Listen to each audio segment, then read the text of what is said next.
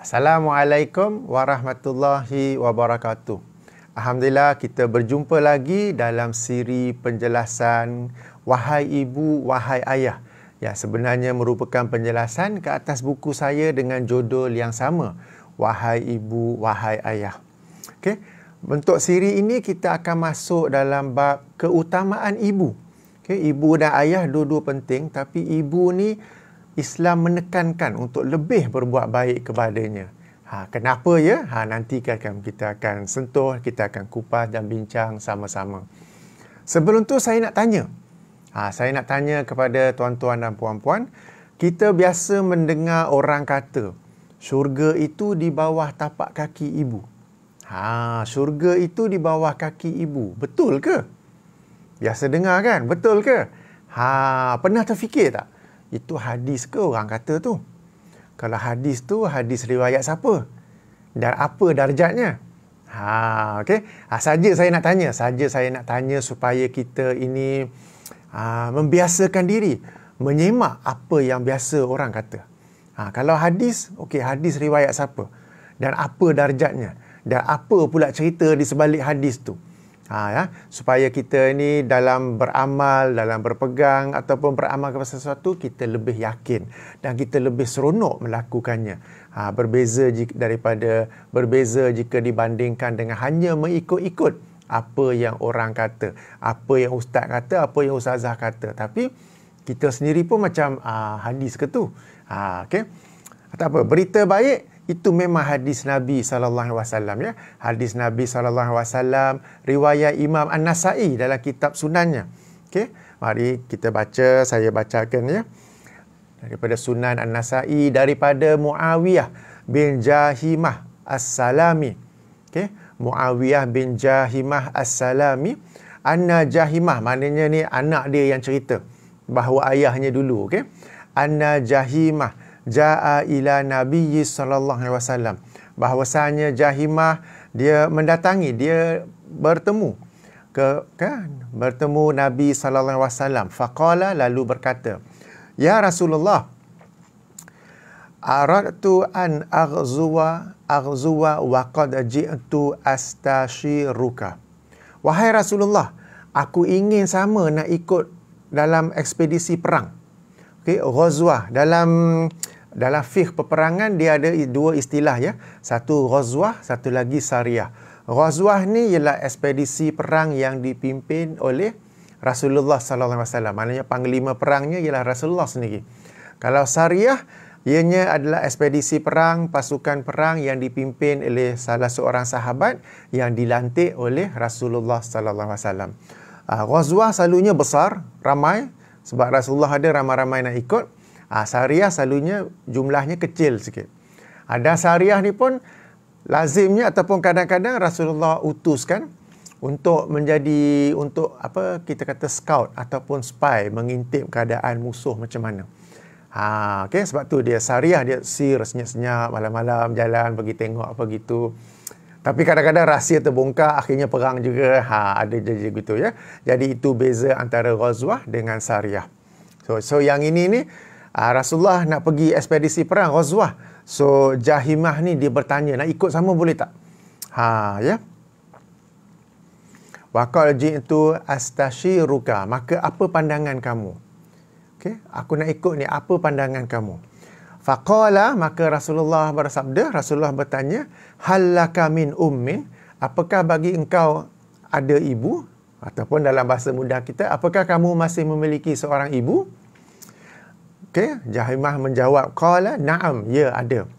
Qala, Rasulullah menjawab, falzamha fa innal jannata tahta rijlaiha, maka tetaplah tinggal bersamanya, kerana sesungguhnya syurga berada di bawah kedua kakinya. Okey, yang ini hadisnya. Okey, hadis riwayat Imam Nasa'i dan dinilai hasan sahih oleh Syekh Al-Albani. Okay.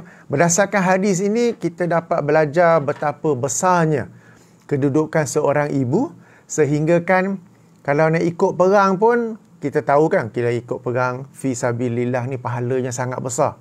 Okay. Kalau mati syahid, pahalanya besar, hidup di syurga, apa semua tu. Tapi kalau ada ibu, okey. Ada ibu kan? Ada ibu duduk, jaga dan berbakti kepada ibu. Okey, kerana sebab orang yang pergi perang, mereka nak dapatkan syurga juga. Kan? Mereka ni ikut bukan sekadar suka-suka nak tebas kepala orang apa ke, tak, mereka ingin mendapat syurga. Okey, maka di sini Rasulullah sallallahu alaihi wasallam menerangkan berbakti kepada ibu juga akan dapat syurga sebab syurga itu berada di bawah kedua-dua kakinya. Jadi hadis ini salah satu daripada beberapa lain yang menerangkan keutamaan seorang ibu. Bahkan keutamaan seorang ibu yang melebihi ayah. Sebab tak ada hadis, setahu saya tak ada hadis yang kata syurga tu di bawah kaki ayah. Yang itu tak ada. Tapi di bawah kaki ibu ada, macam mana yang kita baca ini ya. Jadi tuan-tuan dan puan-puan fikir-fikirkan ya. Tak apa, sebelum tu saya nak side track sikit, satu sampingan sikit, nak terangkan sikit. Apabila jihad dalam hukum fiqh jihad, dia ada dua. Jihad defensif dan jihad ofensif. Jihad defensif ialah apabila umat Islam diserang, maka kita kena lawan balik untuk mempertahankan diri, defensif. Macam perang Ahzab, apabila musuh semua bersepakat untuk kepung Madinah dan lawan. Okay, Rasulullah dan para sahabat gali parit yang dalam keliling kota Madinah kan, untuk mempertahankan daripada serangan. Itu nama jihad defensif. Kalau jihad defensif, semua wajib keluar. Tak ada pilihan-pilihan. Okey, semua wajib keluar untuk mempertahankan negara ataupun wilayah umat Islam. Ini di case bandar umat Islam, bandar Madinah. Sebabnya, kalau tidak, musuh berjaya masuk dan musuh pun akan membunuh umat Islam dan kita sendiri terbunuh, ibu pun terbunuh, tak dapat nak buat baik pada ibu. Okey. Kedua yang disebut sebagai jihad ofensif.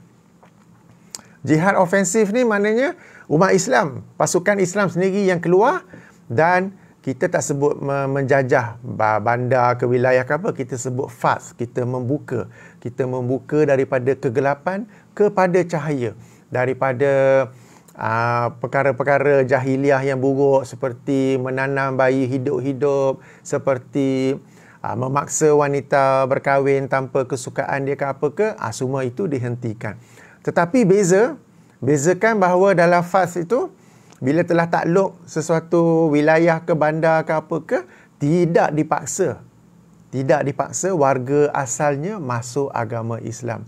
Mereka boleh kekal agama mereka sendiri, bahkan gereja mereka ke kuil ke apa ke, masih dikekalkan lagi. Ini beza. Beza kalau orang Kristian macam kita dulu di Malaysia kan, mereka mari jajah, kononnya nak rempah ratus. Okay, padahal mereka hendak menyebarkan agama Kristian. Okey, hendak menyebarkan agama Kristian dan sebagainya lah, sebagaimana kita tahu ya. Jadi Islam, macam bila Rasulullah dan umat Islam berjaya menakluk kota Mekah kan, di akhirnya disebut Fathul Mekah, pembukaan kota Mekah, pembukaan daripada kegelapan kepada cahaya. Jadi ada beza jihad ofensif ini berbanding dengan apa yang dilakukan oleh tentera-tentera ataupun pasukan yang bukan Islam ya. Sebagai contoh, kita ada baca kan, jangan tebang pokok, jangan robohkan rumah-rumah ibadah, jangan bunuh sesuka hati. Tetapi kalau kezaliman yang ala-ala jahiliah tu, yang itu dihentikan. Macam dulu bila mereka lahirkan, mereka tak suka anak perempuan, mereka tanam. Yang itu tidak lagi dibenarkan apa ke. Ya, ini sedikit tentang fiqh ya, hukum-hukum berkaitan dengan peperangan. Jadi yang ini ni, yang dia boleh pilih ni ialah Nabi SAW nak keluar ghazwah yang ofensif, bukannya defensif. Sebab tu dia boleh tanya, apa pandangan aku? Apa pandangan kamu wahai Rasulullah? Aku nak ikut sama dalam peperangan ni. Lalu Rasulullah bertanya, apakah bagi kamu ada ibu? Okey. Maka dia pun jawab ada. Maka Rasulullah kata, tetaplah, tinggallah bersamanya, kerana sesungguhnya syurga itu berada di bawah kedua kakinya. Okey, ini hadisnya. Okey, baik. Hadis ini kita sudah faham betapa besarnya kedudukan seorang ibu. Dalam sebuah hadis yang lain, saya yakin tuan-tuan dan puan-puan semua pernah dengar bahawa datang seseorang kepada Rasulullah SAW dan bertanya, kepada siapakah patut aku berbuat baik? Rasulullah menjawab, ibumu. Dia tanya, okey, selepas tu kepada siapa? Rasulullah menjawab, ibumu. Kali kedua. Okey, lepas tu kepada siapa? Okey, hadis ni riwayat Al-Bukhari. Ibumu juga 3 kali. Lepas tu pada siapa? Lepas tu baru ayahmu. Kenapa ya? Maknanya, okey, dalam hadis ini berbuat baik kepada ibu tu 3 kali ganda berbanding berbuat baik kepada ayah. Kedua-duanya kita kena buat baik, tetapi kepada ibu hendaklah 3 kali ganda lebih tinggi ya dalam usaha kita berbuat baik kepadanya. Timbul persoalan, kenapa ibu sampai 3 kali? Okey. Satu kemungkinan, satu penjelasan ialah sebab ada 3 kesukaran yang dilalui oleh seorang ibu menyangkut tentang anaknya. Pertama, ketika dia hamil. Dalam kehamilan itu sendiri banyak cabaran, banyak kesukaran, banyak kesakitan. Banyak alahan, alergi pun ada. Itu nombor 1. Nombor 2, ketika melahirkan. Okay, satu yang kita kata unable to describe with words. Kalau lelaki kata I understand what you went through, kelentong lah tu, tak fahamnya. Faham pun 5% je. Okey, lelaki tak fahamnya. Yang ketiga, kesukaran ketika menyusu kan.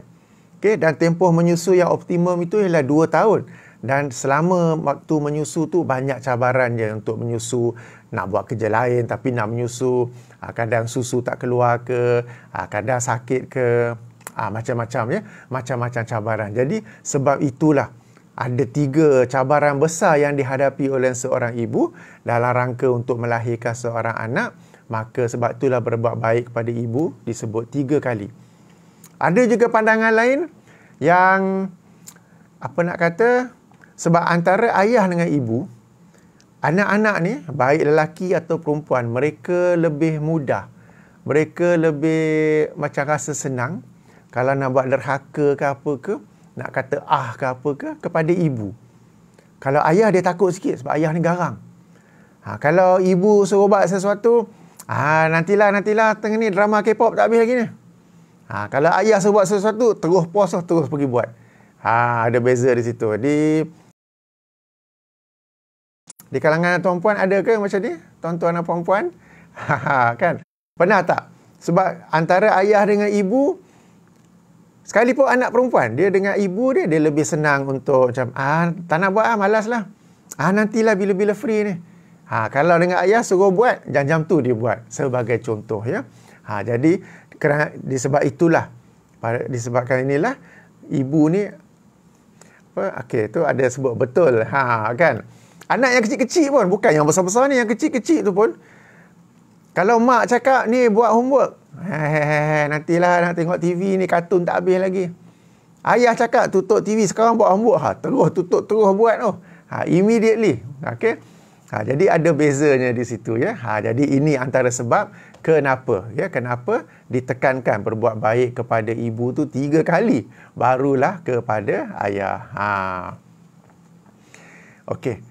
Mungkin ada yang berkata, tapi hadis-hadis macam ni kan dia orang kata case by case basis. Mungkin sahabat tu Rasulullah kata nak buat baik pada ibu. Sahabat lain datang tanya nak buat baik macam mana, Rasulullah suruh dia sembahyang duha. Ada sahabat lain tanya nak buat baik macam mana, Rasulullah kata pergi bersedekah. Sebenarnya tidak. Yang berbuat baik ni bukan saja dalam hadis, tetapi dalam ayat Quran. Ada ayat-ayat Quran juga yang suruh buat baik pada ibu bapa, tapi kemudian diunggulkan, dikhususkan ibu. Maknanya you have to focus more on doing good to the mother. Okey, jom kita rujuk ayat itu.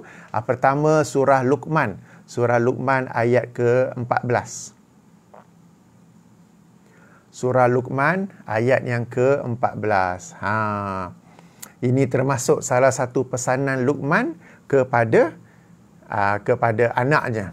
Okey, a'udzubillahi minasyaitonirrajim. Wa wasainal insana biwalidayhi hamalathu ummuhu wahnan ala wahnin wa fisaluhu fi amain anishkur li wa liwalidayka ilayyal masir.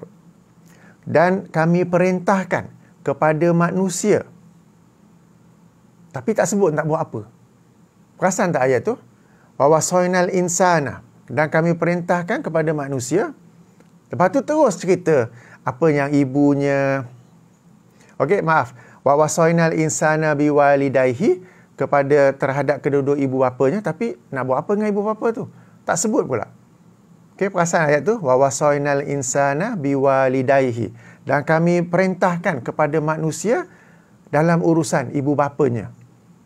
Okay, perintah tu nak buat apa sebenarnya? Walaupun dalam kebanyakan terjemahan tengok dalam braket berbuat baik. Tapi kenapa yang Arab tu tak ada berbuat baik? Okey. Walaupun dalam ayat ini tak ada, tapi dalam ayat lain ada. Dan ini yang kita sebut sebagai Al-Quran ditafsir oleh Al-Quran. Dalam kaedah mentafsirkan ayat Quran, kaedah yang pertama ialah ayat Quran dengan ayat Quran. Mana ayat saling mentafsir satu sama lain. Kemudian ayat Quran yang ditafsirkan, yang dijelaskan oleh Rasulullah sallallahu alaihi wasallam. Dan kemudian ketiga, ayat Quran yang dijelaskan oleh para sahabat seperti Abdullah ibnu Abbas, Abdullah ibnu Mas'ud dan mana-mana sahabat yang lain. Apa dalil bahawa ayat Quran ini saling mentafsirkan antara satu sama lain? Okey, mari kita rujuk surah An-Nisa. Surah An-Nisa ayat 82. Okey, kita masuk sikit je dalam bidang ilmu tafsir ya. Di mana Allah Subhanahu taala berfirman, A'udzubillahi minasyaitonirrajim. Afala yatabbarunal Qur'an. Apakah kamu tidak mentadabbur Al-Quran? Walau kana min indi ghairillah. Seandainya ia bukan daripada Allah, lawajadu fihi ikhtilafan katsiran. Nescaya kamu akan dapati di dalamnya ikhtilaf, perselisihan yang banyak. Seandainya Al-Quran ni bukan daripada Allah, akan ada perselisihan yang banyak. Tetapi memandangkan Al-Quran ini daripada Allah, tidak ada perselisihan, di mana ayat ini sebenarnya saling menjelas antara satu sama lain. Okey. Al-Quran dijelaskan oleh Nabi sallallahu alaihi wasallam pula. Yang itu boleh rujuk dalam surah An-Nahl, surah ke-16 ayat 44 dan juga ayat 44 dan juga 64. Jadi, ayat Quran yang manakah yang menafsirkan ayat ke-14 surah Luqman tadi? Mari kita rujuk surah Ahqaf. Surah Ahqaf, surah ke-46 ayat 15. Surah ke-46 ayat ke-15. Di mana Allah Subhanahu Wa Taala berfirman, ayat yang hampir sama. Okey, ayat yang hampir sama. Wa wasainal insana biwalidayhi ihsana. Ada perkataan ihsan di sini. Permulaan ayat sama.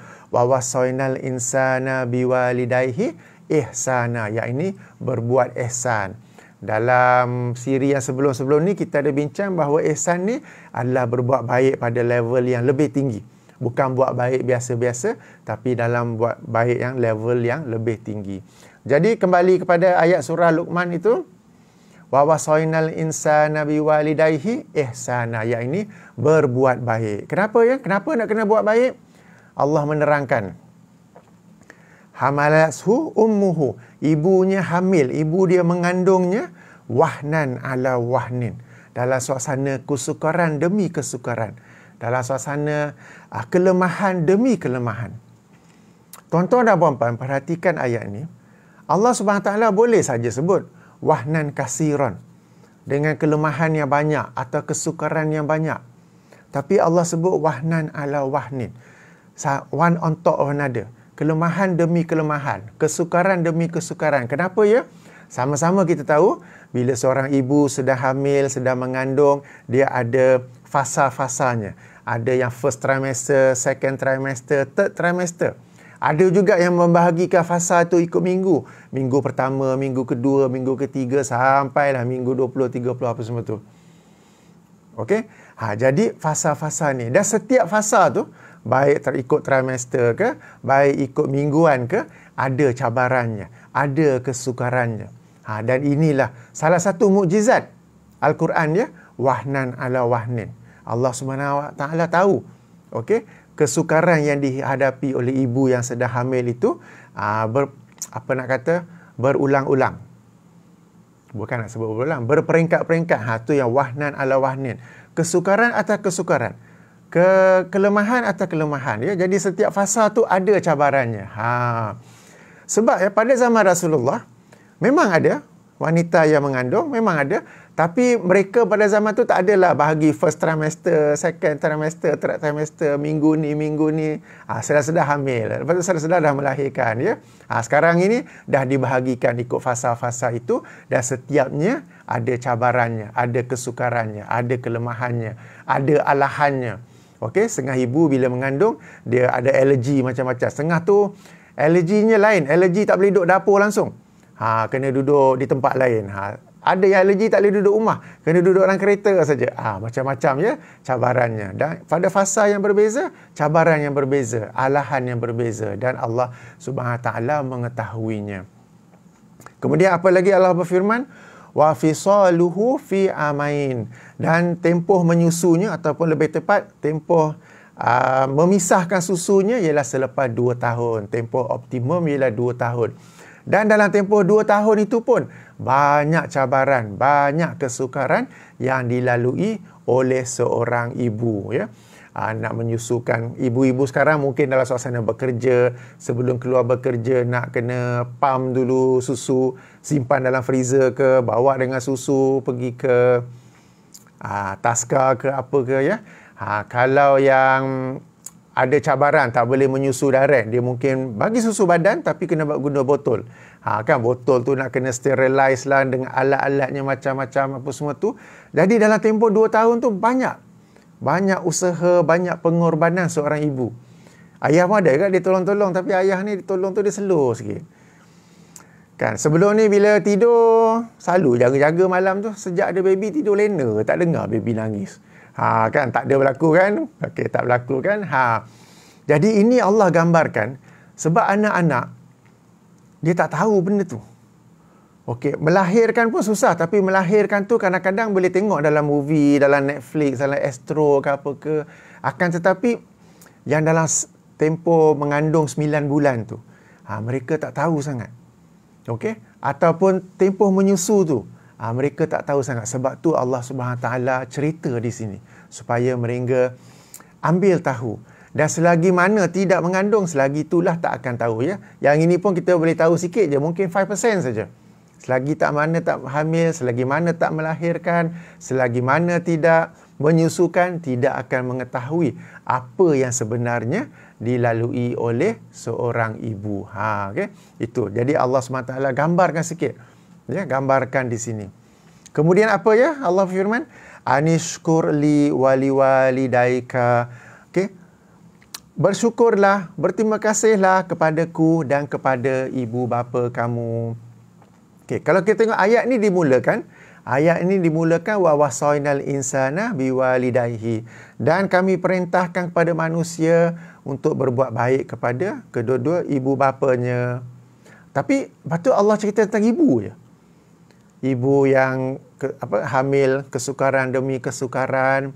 Okey, ibu yang mengalami kesukaran ketika menyusukan dalam tempoh 2 tahun tu. Dah habis tu Allah tutup balik dengan anishkuruli wa liwalidaika, dan bersyukurlah, berterima kasihlah kepadaku dan kepada kedua-dua ibu bapa kamu. Jadi kedua-duanya kita berterima kasih, tapi kepada ibu tu lebih lagi. Kedua-duanya kita berbuat baik, tetapi kepada ibu tu lebih lagi. Sebab banyaknya kesukaran yang dihadapi oleh ibu, sebagaimana yang dijelaskan oleh ayat ni. Ilayyal masir, dan kepada Allah lah kita ini semua akan dikembalikan. Di mana bila kita dikembalikan nanti, Allah akan bertanya bagaimana interaksi kita dengan ibu bapa kita. Bagaimana kita berbuat baik pada mereka. Ataupun adakah kita buat dek je, biarlah lewat kampung, aku busy kat sini ni. Ataupun kalau nak kata derhaka tu lagi teruk lah. Sini semua baik-baik kan, tak ada derhaka kan.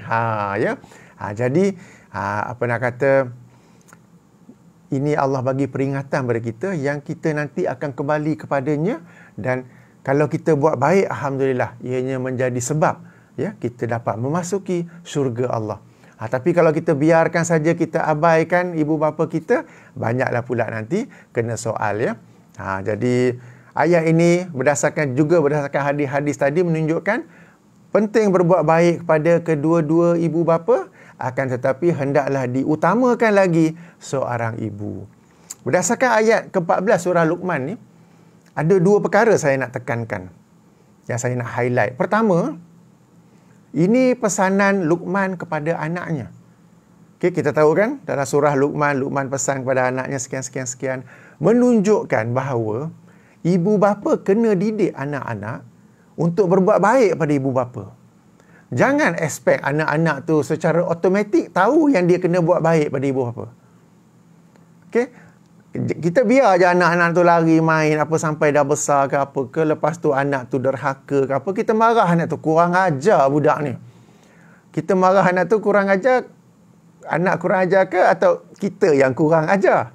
Maknanya kita yang kurang mengajar mereka bahawa mereka mesti berbuat baik kepada kita sebagai ibu bapa. Okey, ayat ini sekali lagi saya ulangi, surah Luqman, antara pesanan Luqman kepada anaknya. Menunjukkan kita ni ibu bapa kena ajar anak untuk berbuat baik pada kita. Macam pelik kan? Sebab selalu macam kita biar aja, kita expect dia orang ni automatically by default tahu yang dia orang ni sepatut berbuat baik. Ya. Okay, kita yang kena ajar. Itu yang pertama. Kadang-kadang macam susah pula nak ajarkan. Tak apa. Bila ayah bersama anak-anak saja, ayah pesan kepada anak. Okey, selalu berbuat baik kepada ibu. Kalau ibu bersama anak-anak aja, ayah pergi kerja ke apa ke, ibu pula berpesan kepada anak-anak untuk selalu berbuat baik kepada ayah. Itu satu caranya ya. Ini yang pertama. Yang kedua, perhatikan ya. Bersyukurlah kepada Allah dan kepada ibu bapa.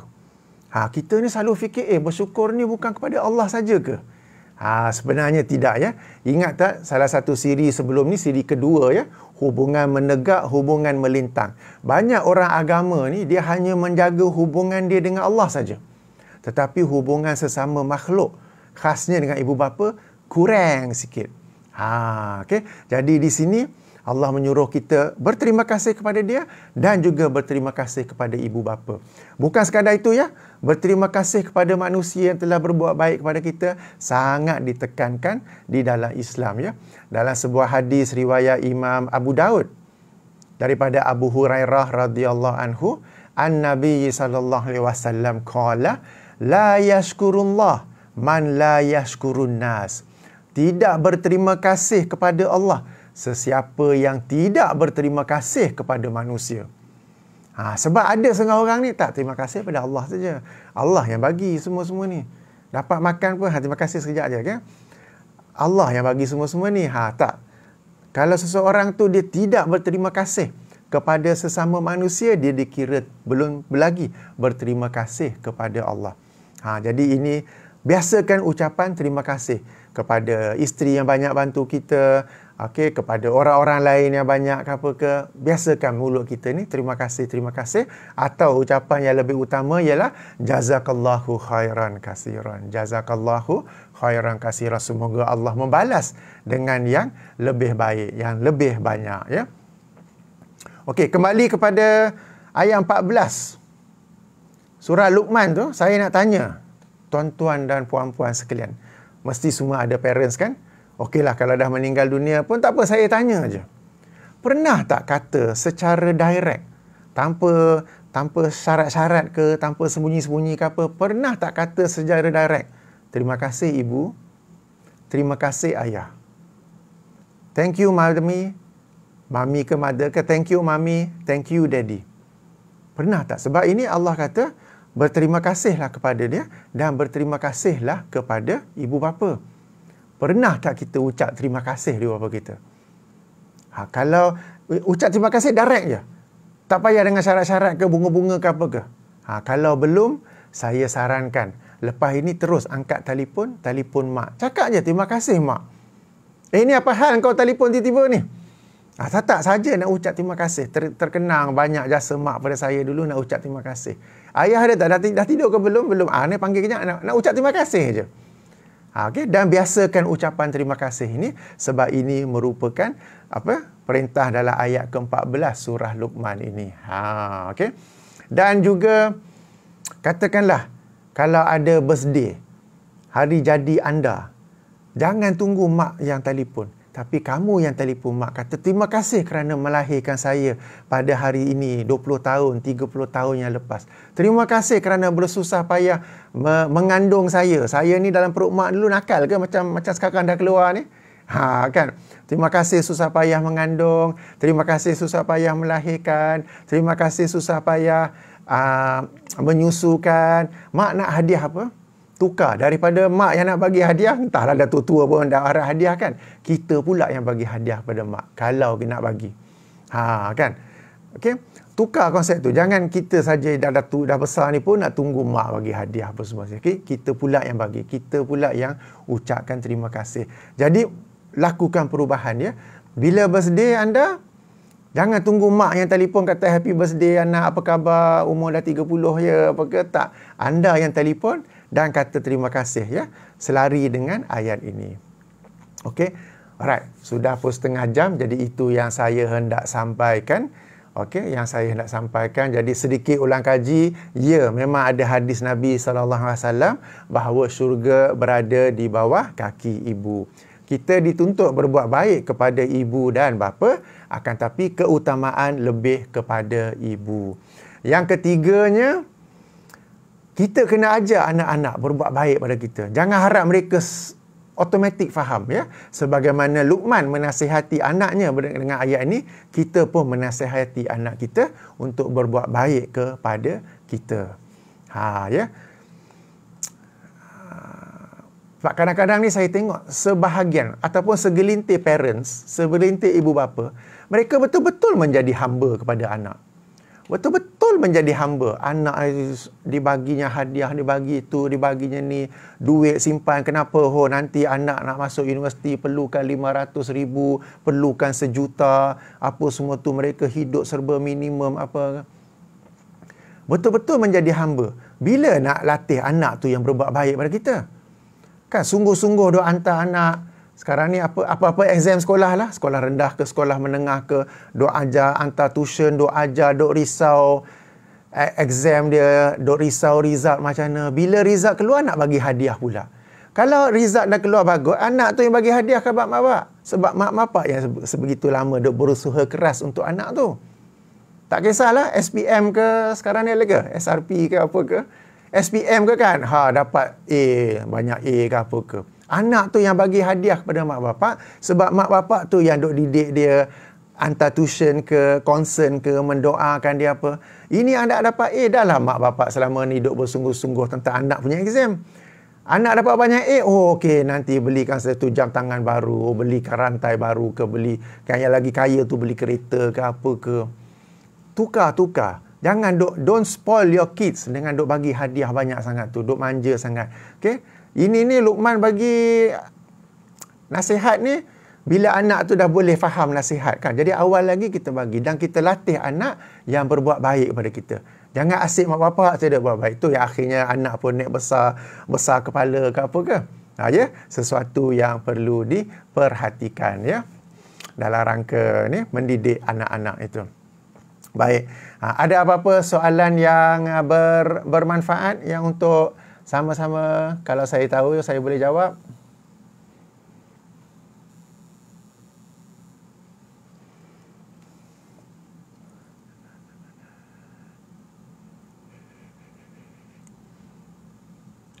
Kalau tak ada tak apa, kita boleh tutup. Sudah pun lebih setengah jam. Okey, ingat ya, telefon. Thank you, Mam. Ni apa hal telefon ni? I just want to call you just to say thank you. Okey. Tak kisah sejarah macam mana. Alah, dulu kena marah teruk lah dengan mak. Dulu kena ketuk dengan periuk sampai sekarang dah tua ni pun duk rasa lagi benjolnya tu. Tak kena ketuk tu sebab kamu yang nakal. Okey. Moga-moga bermanfaat. Kita berjumpa lagi insya-Allah. Subhanakallahumma wa bihamdika asyhadu an la ilaha illa anta astaghfiruka wa atubu ilaihi. Okey, ada soalan baru keluar. Bagaimana pengaruh game boleh mengubah perangai anak jadi garang? Game ni yang saya tahu, bila game tu sendiri dia menuntut. Okay, demand from the player to be aggressive. Okay, the game itself demand the player to be, dia bukan game chess tu yang duduk slow tick tik. Yang tu tak. Ini game yang tembak-tembak, game yang lepas tu ada pukul ke, ada bergusti apa gitu. So anak pun dia memang akan terpengaruh tu. Bila tak main game pun, dengan mak bapak dia ke, dengan adik-beradik dia ke, akan jadi macam tu juga. Jadi ada pengaruhnya di situ ya. Jadi game ini memang ada pengaruh yang negatif kepada anak. Dah lah asyik duduk depan skrin saja. Okay. Game itu pula yang jenis agresif. So mereka bila main tu betul-betul khusyuk. Duk main apa semua tu kan. Betul-betul khusyuk. Dan akhirnya mereka terikut-ikut. Mereka pun terikut-ikut ya, apa yang karakter dalam game itu. Bagaimana nak berhadapan dengan ibu yang berperangai toksik, Kapten? Okey, cuba bercakap dengan ibu tu. Cuba bercakap dengan ibu tu. Sebab kadang ibu dia tak tahu yang cara dia tu kita tidak suka. Okay, sebab ibu, especially ibu kita dulu-dulu ke apa ke, mereka tak ada parenting punya course ke, training ke, ataupun baca buku ke, ataupun baca artikel dalam Google ke. Kita sekarang banyak access. So, they actually don't know how to be a good parent. Mereka sebenarnya, sejujurnya, memang tak tahu macam mana hendak menjadi ibu atau ayah yang terbaik. Kemungkinan mereka besar, mereka hanya buat apa yang mak bapak dia orang dulu buat. Mak bapak dia orang dulu garang, dia orang pun garang. Mak bapak dia orang dulu ketuk dengan kuali, dia orang pun ketuk dengan kuali. Okey? Jadi kalau katakan toksik, toksik tu mungkin dengan bahasa yang laser ke apa ke ya. Cuba cakap, mak, saya ni sayang dengan mak. Tapi kalau mak cakap dengan saya ni baik-baik, saya lagi sayang. Lagi banyak sayang. Sebagai contoh ya. Sebagai contoh. Jadi cuba kita nak kata bincang dengan ibu untuk mengurangkan toksiknya tu. Tapi poin penting yang hampir setiap kelas, setiap siri saya tekankan ialah apabila Islam menyuruh kita buat baik pada ibu bapa, Islam tidak mensyaratkan ibu bapa tu mesti perfect. Ya, sebab ibu bapa pun manusia, ada kekurangan. Kita pun sendiri, saya pun sendiri sebagai ayah ada kekurangan saya sendiri kan. Jadi ibu toksik, bapa toksik, mulut laser, marah lebih-lebih, antaranya kita kata apa? Pilih kasih sayang ke apa ke? Kan? Macam itu kita kata memang berlaku. Dan cubalah kita sekarang dah, kalau dah dewasa apa, cubalah cakap, mak janganlah marah teruk-teruk mak. Saya ni memang jenis slow sikit. Sebagai tu ke apa ke ya. Anak yang beralih remaja, rasanya apa perlu fokuskan dia? Anak yang beralih remaja. Kalau remaja ni macam mereka ni baru nak meneroka apa semua tu. Jadi sebab bila kita jaga anak daripada baby tu, kita jaga sungguh-sungguh, kemudian kita punya kadar kawalan, kadar jagaan tu kita kena longgarkan sedikit bagi mereka venture out. Tapi kita mesti guide juga, tapi kena venture out, tak boleh biar. Sebab anak ni ada satu fasa lah hidup mereka di mana mereka rasa mereka tahu segala-galanya, dan mak bapak ni memang semuanya tak faham. Mak bapak hanya akan datang, comes in the picture bila tak ada duit lah, mak ada duit sikit tak? Okay. Ayah ada duit sikit tak? Okay. Jadi dia ada fasa-fasanya. Okay. Yang apa nak kata, kita pun kena ikut pada fasa itu. Tapi jangan, bukan nak kata biarkan bebas ke apa ke. Tapi kena ada ya, pertengahan antara kita nak kontrol ataupun ni. Tapi yang ini bukan parenting tau. Okay. Ini soalan-soalan parenting pula. Kita ni anak nak buat baik pada ibu apa, bukannya parenting. Okey, jadi saya tak jawab tak apa ya, sebab soalan-soalan nampaknya berubah kepada parenting pula. Okey, fokus kepada, yang bertanya ada ibu bapa di kampung ke apa ke, fokus nak buat baik kepadanya. Okey, satu cara, satu advantage-nya, bila anak kecil kita tengok kita buat baik pada ibu bapa kita, dia pun akan belajar dan dia pun, aku pun nanti kena buat baik pada mak bapak aku macam tu. Kalau kita pun asyik duk garang je dengan mak bapak kita, anak kecil they are very observant. Dia orang tengok, okey. Dia orang pun garang dengan kita nanti. Satu perkara yang perlu diperhatikan. Okey, boleh kita tutup balik sekali lagi tasbih kafarah. Subhanakallahumma bihamdika asyhadu alla ilaha illa anta astaghfiruka wa atubu ilaihi. Assalamualaikum warahmatullahi wabarakatuh.